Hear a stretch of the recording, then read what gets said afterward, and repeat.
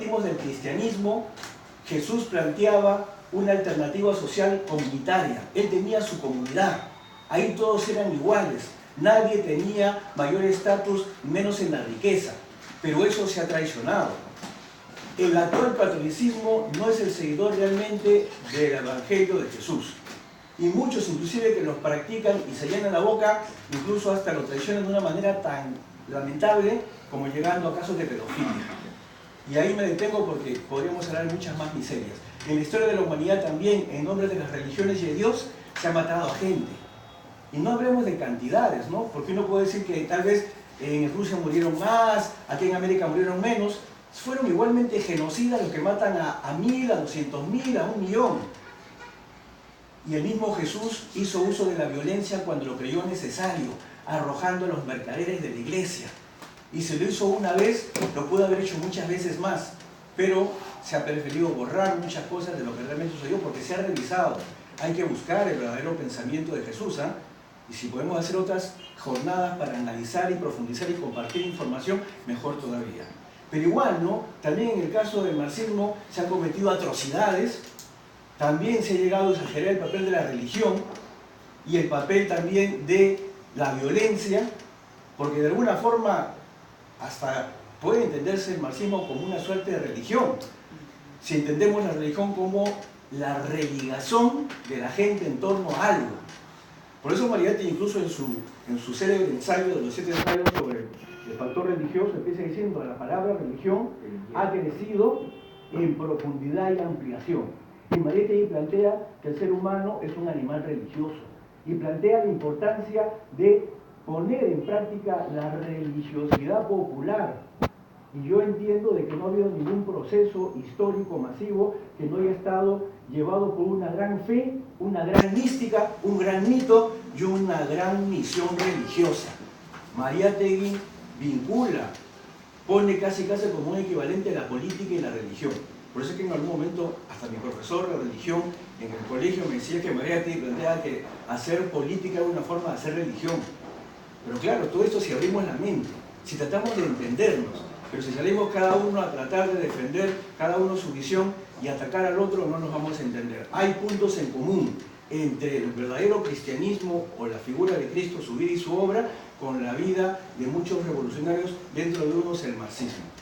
Es más, al mismo Marx se le pone en algún momento como un profeta, ¿no? Y yo diría que incluso cuando las marchas se dan, como la que ahora hemos tenido, hay mucha similitud con las procesiones, donde la gente, sin tener mucha claridad de todo, sin embargo va siguiendo una fe con mística, con recogimiento y creyendo en sus líderes, como creyendo el sacerdote, y están dispuestos a dar hasta la vida, si fuera necesario, por una causa, por una misión, hasta inclusive por su prójimo. Yo me formé en la iglesia.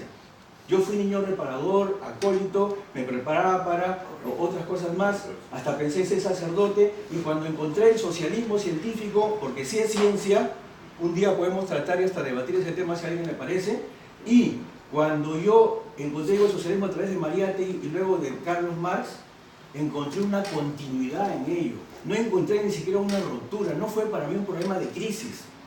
El creyente que cree en Dios lo hace porque en su parecer, esto fue creado por alguien. Dice, todo es tan perfecto en el universo que no puede haber salido de la nada. Y el que no cree, también porque cree de que hay leyes históricas, naturales, que todo lo hacen de esa forma.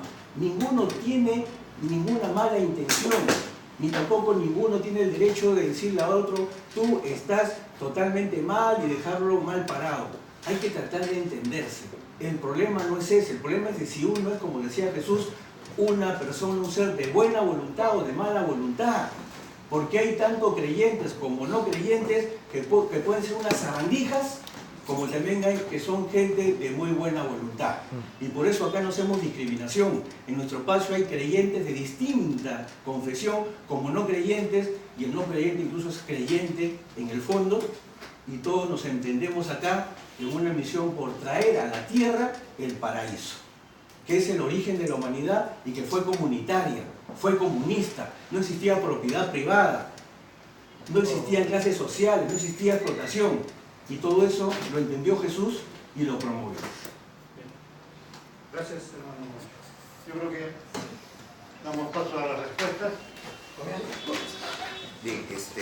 hay varias preguntitas interesantes. Monseñor Solís. Me dijeron monseñor, parece que no, una vez me dijeron monseñor, estaba dictando un pedagógico, habrán sabido lo que le cuento, y vino a la visita del ADREL, del Ministerio de Educación, y estaban verificando el dictado de incluso religión, y yo dictaba historia de las religiones, y ese día había ido vestido de negro y me presentaron como monseñor. Lo hizo un profesor y lo del ADREL se comieron el cuento. O sea, esa es una anécdota que tengo ahí que me he reído, cada vez que me acuerdo me río de esa anécdota. Bien, nos dicen, aquí la primera dice sobre el problema de que hablar de ciencia y religión, ya hice las aclaraciones del caso y las diferencias, no voy a volver a repetirlas, ya especifiqué dónde están las diferencias sustanciales y esenciales, pero que uno de los errores ha sido de que Marx, al hablar de la crítica a la religión, mete a todas las religiones. Es que cuando hablamos de religión es creencia en una fuerza sobrenatural, no la palabra religión, aquello que reúne y convoca a los hombres, que es la etimología. Estamos hablando de la religión como institución. Y la crítica que hace el marxismo es la crítica a la institución, no a la religiosidad de las personas. Por eso no sé, René Cuchón, en una parte de la exposición decía, las personas van a seguir creyendo.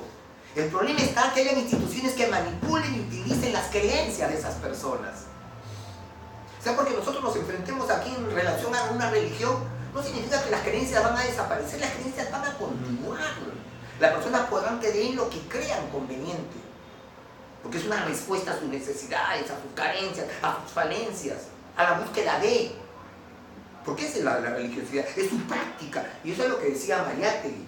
Mariátegui decía, no podemos meternos con la religiosidad de las personas, pero sí atacaba a la religión. Y señalaba que la religión como institución tenía que desaparecer en la historia, pero no la religiosidad, porque la religiosidad es la manera peculiar como la gente cree, y cada persona tiene su forma peculiar de creer. Siendo de un mismo grupo, vamos a encontrar que tienen formas peculiares. Entonces, la crítica de Marx es a ese concepto de religión como institución de la creencia en una fuerza superior. Y si hablamos de instituciones, hablamos de las religiones, pues hablan de una fuerza superior. Esa es la crítica. O sea, por si acaso, haciendo la diferencia entonces no hay falacia ahí ninguna, de ningún tipo. Ahora, me dicen que la resignación no es una cuestión cristiana. Sacamos la Biblia y la leemos, ¿no? Obviamente que vamos a tener que extender el tiempo, pero aquellos que han leído la Biblia saben que ahí la resignación es clave en el Nuevo Testamento, es clave. La esencia del cristianismo es la resignación. Eso no es invento mío, por favor, no tengo nada que inventar. Lo he leído varias veces porque tenía la necesidad de aprender. ¿Cómo hablas de algo si no lo conoces? ¿Cómo discutes sobre algo si no sabes de lo que es? Eso me dado los tiempos del caso y es algo que otras veces que he discutido también con sacerdotes han reconocido que la resignación es la esencia del cristianismo. Yo creo que el padre Aris lo confirmaba en la polémica que hemos tenido, sí, pues, es la peor. Y a partir de él hacía su argumentación que me parecía en ese momento válida, pues. Ahora, el marxismo filosófico es ciencia. El marxismo se alimenta de la ciencia. La filosofía del marxismo es el materialismo dialéctico. Y el materialismo dialéctico es la manera como se mueve la realidad. O sea, la realidad está formada por tres factores: naturaleza, sociedad y pensamiento. Esos factores interactúan entre sí. Esa manera peculiar como se mueve, esas leyes que dije, eso es lo que se denomina materialismo dialéctico. El materialismo dialéctico es la teorización de la manera como se mueve la realidad. O sea, no es un invento. No es un cuento. Si revisan ciencias naturales, si revisan ciencias sociales, hay leyes. Y están ahí. Sino que no queramos aceptar. Aquellos que conocen de ciencias, aquí van a haber varios que se dedican a las ciencias naturales de repente. Dicen que está sujeta a leyes, se aplica demasiadas leyes. Pues. Y eso no es casual. Ahora se hablaba de la economía. La economía planificada, el planteamiento que se dieron cuando se habla del socialismo y se habla del comunismo, se habla de una economía planificada dentro del socialismo a partir del Estado. Dentro del comunismo se supone que ya no existe el Estado. ¿Cierto? Son las asambleas populares las encargadas de realizar el control. Pero debe existir una economía planificada para que haya una distribución equitativa de la riqueza. Sino cómo se distribuye equitativamente la riqueza, porque esa es la esencia del socialismo. Pero en el socialismo todavía hay clases sociales, por si acaso, eso quede claro. No se han eliminado todavía. En el comunismo desaparecen las clases sociales y desaparece el Estado. El Estado todavía existe en el socialismo. La teoría comunista señala que ya desaparece el Estado. Es un elemento básico para entender socialismo y comunismo. Otro, los primitivos cristianos tenían una formación comunista. Sí, vivían en comunidades. Todos lo compartían. Eso no es el cristianismo de ahora, pues. Si hacemos una revisión histórica vamos a encontrar que es totalmente diferente. O sea, se ha perdido la esencia del cristianismo primitivo. Se ha perdido esa esencia y en la práctica ahora todo es beneficio para cierto grupo y cierto sector, no para las mayorías. Eso no lo digo yo, no es para las mayorías. Pequeños grupos tienen grandes riquezas y las mayorías no tienen nada. Y ahí en el paraíso lo tendrán, pues arriba serán todos iguales, ¿no? Que aguantar y que resignarse. Amén. Pues hay que tener cuidado también con esas afirmaciones. Ahora, ¿un comunista debe ser materialista? No. El comunismo dentro del marxismo existe la teoría del comunismo, que su enfoque social. ¿De acuerdo? Hay gente que plantea comunismo y posiciones cristianas que hablan de relaciones comunistas, pero no son materialistas. Otras teorías orientalistas también hablan de comunismo, pero no son marxistas. ¿Por qué? Porque se buscan objetivos comunes. Es como cuando María te hablaba del Frente Único. Nos juntamos como la marcha que están hablando. Nos juntamos personas diferentes, pero tenemos un objetivo común. En este caso, por ejemplo, la lucha contra la corrupción. Contra toda la podredumbre que está en el... Y que no es de ahora. Este es un chupito. Que si lo reventaban a ver las toneladas de materia que va a salir. Y no les llama la atención lo que está pasando ahora. Dentro de un mes ni se van a acordar. Ya van a comenzar los medios de comunicación a tratar de distraer y ni van a acordarse y seguiremos avalando esta tira de sinvergüenzas y nos harán creer que así es la democracia. Democracia quinceañera que la violan todos los días y siempre dice que es virgen. Esa es nuestra realidad. La teoría de la evolución, perdón, los que conocen algo de ciencia, la teoría de la evolución es una teoría científica con mayor número de pruebas y argumentos. Eso no lo digo yo. O sea, revisemos todos los trabajos, uno de los que más me encanta, la estructura de la evolución del hombre de Haybul, Stephen Haybul. Tremendo material. O sea, por favor, o sea, cuando hagamos afirmaciones, argumentemos, pues tratemos de saber de dónde salió, pero la teoría de la evolución es la teoría más aceptada. ¿Por qué creen que Stephen Hawking cambió de posición? Al comienzo, va a haber un Dios por ahí, va a haber una fuerza superior. Después dice, no, Dios no existe. El más grande físico teórico después era eso. No existe. Yo podría enumerar un sinnúmero de científicos con esas características. ¿Y la mayoría de científicos ha sido creyente? Sí, pues la mayoría de científicos ha sido creyente. Pero obviamente que había un choque entre sus avances científicos y sus posiciones creyentes. Eso era claro. Ahora, la ideología de género. La ideología de género es un retroceso a la Edad Media. Se hablaba de proteger a la mujer de la violencia en una sociedad machista y patriarcal como la nuestra, y que es patriarcal porque es un problema cultural, y es patriarcal porque así nos educan, y es patriarcal porque nos dicen que la mujer se debe al varón y se somete al varón. Si no, escuchan a Cipriani. Eso no es casualidad, o sea, es cultural, pues. Y ahora hasta han eliminado leyes que protegían a la mujer de la violencia. Han eliminado leyes que protegían a los niños del maltrato y la violación. Eso es lo que está pasando. Estamos viendo, externamente al Perú lo ven como un país que está volviendo a la edad de piedra, un país primitivo. Y así quieren hablar de los gobernantes, hablan de que el Perú debe ingresar a la OCDE. No nos van a recibir nunca. Somos un país que todavía tiene mucho por avanzar. ¿A dónde estábamos? Sobre el problema de la riqueza en el cristianismo, que lo plantearon algunos de los que han comentado. Yo me recuerdo la polémica en el siglo XIII de los franciscanos con la mayoría de grupos religiosos, las demás órdenes, y que ellos planteaban que Jesús no tenía riqueza, pues, y que por qué la iglesia iba a tener riqueza, pues. Si Jesús solo tenía lo que vestir, ¿por qué la iglesia tenía que tener todo? Ahí estaba la polémica. ¿Y qué hicieron? Los censuraron y los arrinconaron y los desaparecieron un tiempo. Eso es conocer su historia básica. No hay que discutir sobre eso. Mariátegui es marxista, convicto y confeso. Mariátegui es materialista dialéctico. Y Mariátegui es un crítico de la religión, no de la religiosidad. No se confundan. Y algunos encima deforman cuando Mariátegui habla del mito. Dice, Mariátegui es idealista porque habla del mito. No, Mariátegui habla del mito como una fuerza que te motiva y te impulsa, aquello que te empuja a hacer cosas. Eso es el mito en Mariátegui.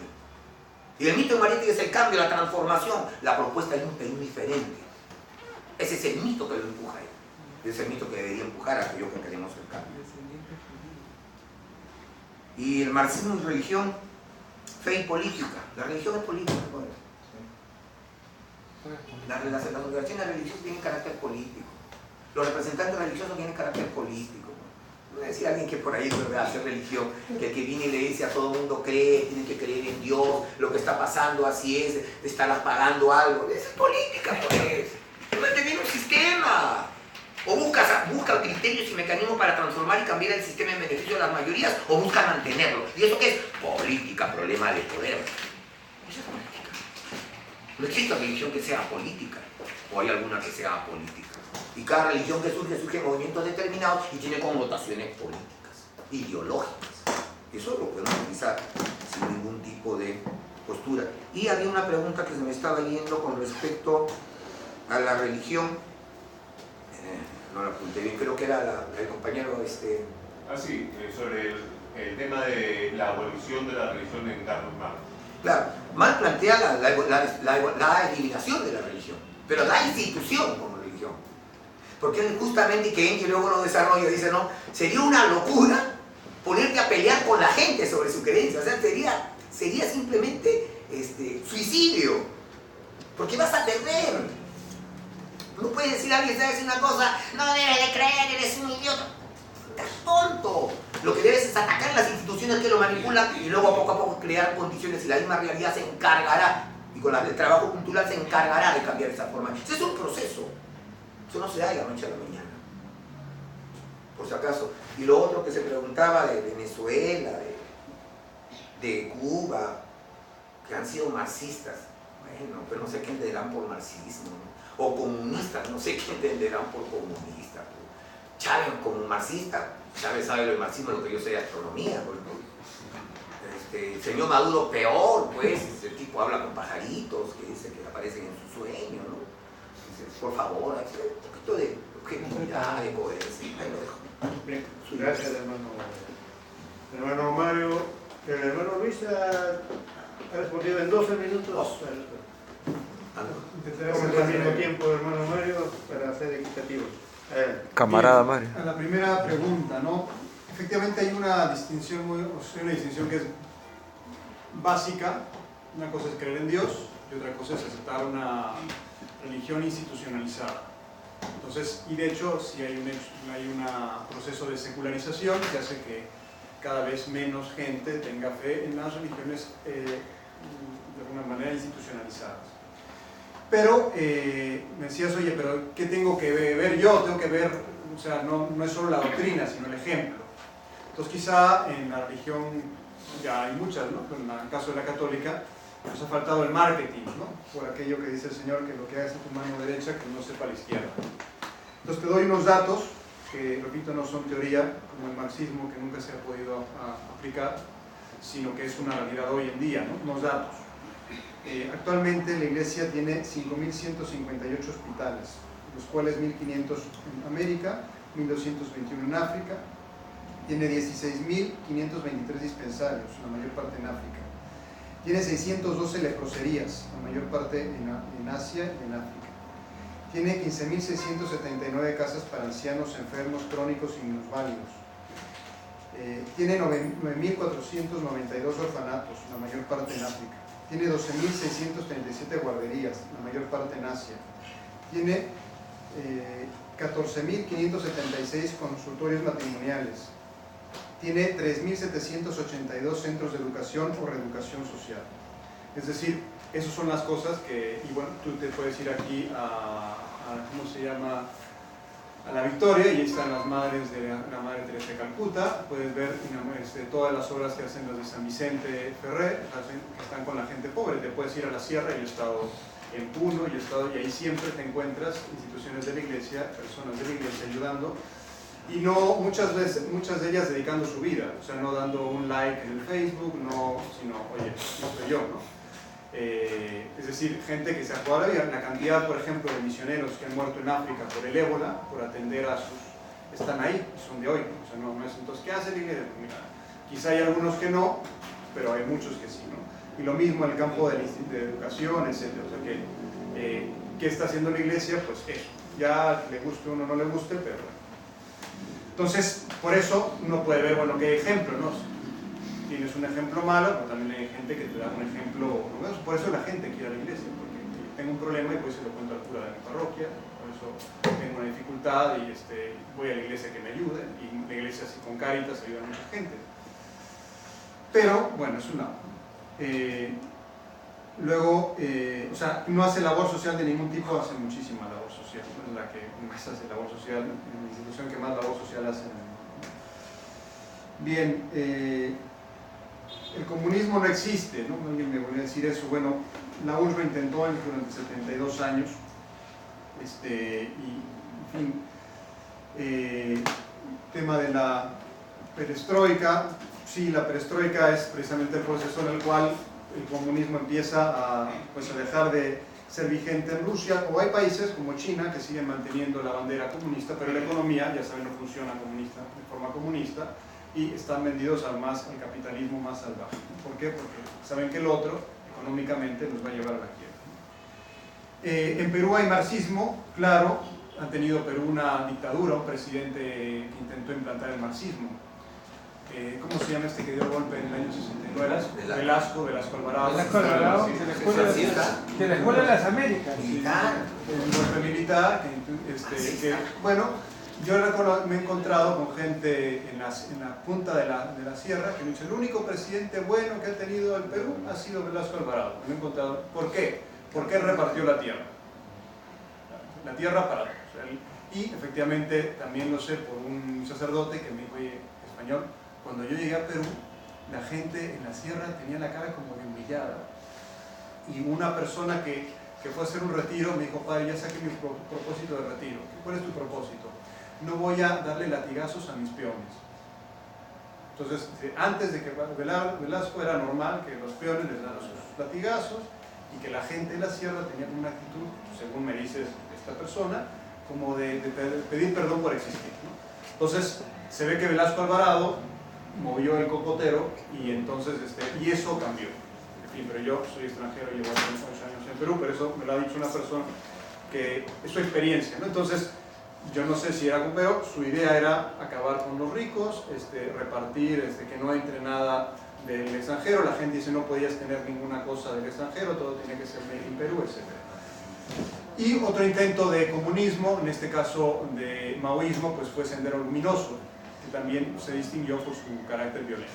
Repito que es una característica común del marxismo, la lucha de clases para conseguirlo. La pregunta sobre los primeros cristianos, efectivamente, en los Hechos de los Apóstoles están que todos lo tenían todo en común, lo ponían al pie de los apóstoles, se repartía cada quien según sus necesidades, se hacían colectas para ayudar a la iglesia de Jerusalén, se creó la institución de los diáconos para atender a las viudas. O sea que sí, y luego a lo largo de la historia se han dado algunas utopías. La utopía de Tomás Moro, de Tommaso de Campanella, quiere recuperar, o sea, manteniendo el cristianismo, pero volver como esa situación ideal de la sociedad sin clases, y parece ser que en algún tiempo se ha conseguido. En las reducciones jesuitas del Paraguay, durante más o menos 150 años, funcionó una sociedad donde prácticamente no había propiedad privada, todo era de todos, pero era una teocracia. Era una teocracia y pues, duró lo que duró 150 años, ¿no? Bien, ¿qué otra cuestión? Sí, pues eso, ¿no? O sea que...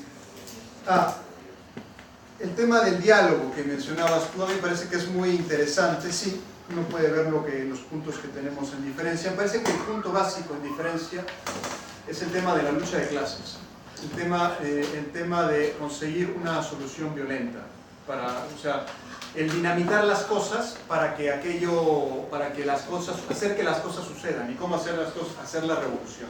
Entonces, como bien decía Luis, pues eso no es cristiano. Como bien citó a San Pablo, ¿verdad? Es notorio cómo San Pablo y también San Pedro hablan de obedecer a las autoridades. O sea, que el cristianismo básicamente propone un respeto a las instituciones de las autoridades. Entonces el cristianismo difícilmente será revolucionario.